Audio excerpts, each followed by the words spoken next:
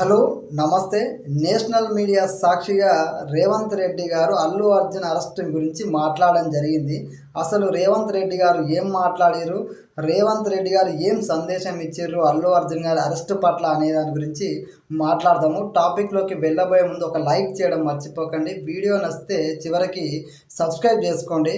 Topic వచ్చేసి national media సాక్షిగా రేవంత్ రెడ్డి గారు బలంగా మాట్లాడడం జరిగింది. సినిమా వాళ్ళు సినిమా తీస్తారు, డబ్బులు సంపాదించుకుంటారు, వాళ్ళు బాగుపడతారు, వాళ్ళ వల్ల ఏమి ఉపయోగం అన్నట్టుగా రేవంత్ రెడ్డి గారు స్పష్టంగా మాట్లాడిండు.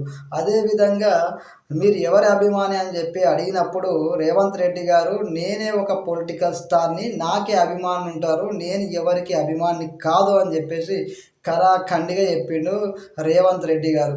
అల్లు అర్జున్ పర్మిషన్ లేకుండా వచ్చి కొన్ని వేల మంది ఉన్న చోటికి రావడం వల్ల అక్కడ తొక్కిసలాట జరిగింది. అమాయకులు చచ్చిపోయారు. ఎవరు బాధ్యత తీసుకుంటారు? మేము అరెస్ట్ చేసినాం, ఒకవేళ మేము అరెస్ట్ చేయకపోతే మీరే ప్రశ్నించే వాళ్ళు ఎందుకు అరెస్ట్ చేయలేదని, అరెస్ట్ చేసిన తర్వాత ఇలా మాట్లాడడం కరెక్ట్ కాదని చెప్పేసి ఆయన స్పష్టంగా మాట్లాడిండు. చట్టం తన పని తను చేసుకపోతుంది.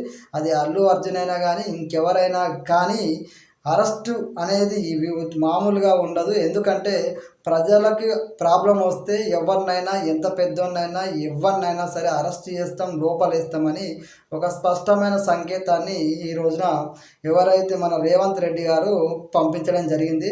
రేవంత్ రెడ్డి గారు ఇంకొక విషయం మైండ్లో పెట్టుకున్నట్టుగా ఉంది. అదేంటంటే గత బీఆర్ఎస్ ప్రభుత్వంలో డ్రగ్స్ పరంగా సినిమా ఇండస్ట్రీ చాలామంది డ్రగ్స్ సేవిస్తున్నారు, డ్రగ్స్ పట్టుబడ్డాయి, వాళ్ళందరినీ విచారిస్తున్నామని చెప్పేసి రకరకాలుగా వాళ్ళ మీద అభియోగాలు చేసిర్రు. ఆ కేసును చాలా బలంగా తీసుకొచ్చారు. జనాలు కూడా అంతా ఏం జరుగుతుందో అని చెప్పి ఆలోచించే లోపు ఆ కేసును క్లోజ్ చేసిరు, అంటే పక్కకు పెట్టేసారు. డ్రగ్స్ విషయమే పక్కకు పోయింది.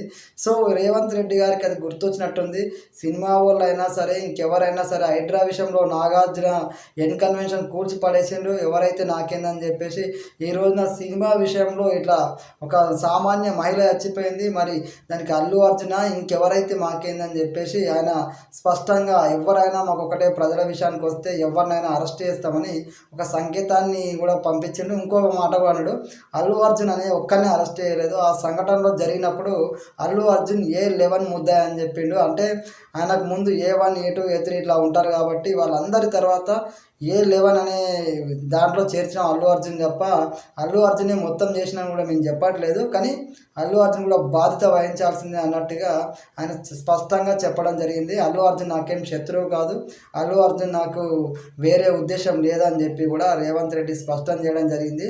చూడాలి మరి రేవంత్ రెడ్డి గారు ఇంకెంత ముందుకి ఈ యొక్క కేసు, అంటే ఇప్పుడు బెయిల్ వచ్చింది అల్లు అర్జున్కి, కానీ కేసు అయితే క్లోజ్ అవ్వలేదు, ఇంకా ఉంది. ఏం జరుగుతుందో రాను రోజులలో చూద్దాం. జై హింద్.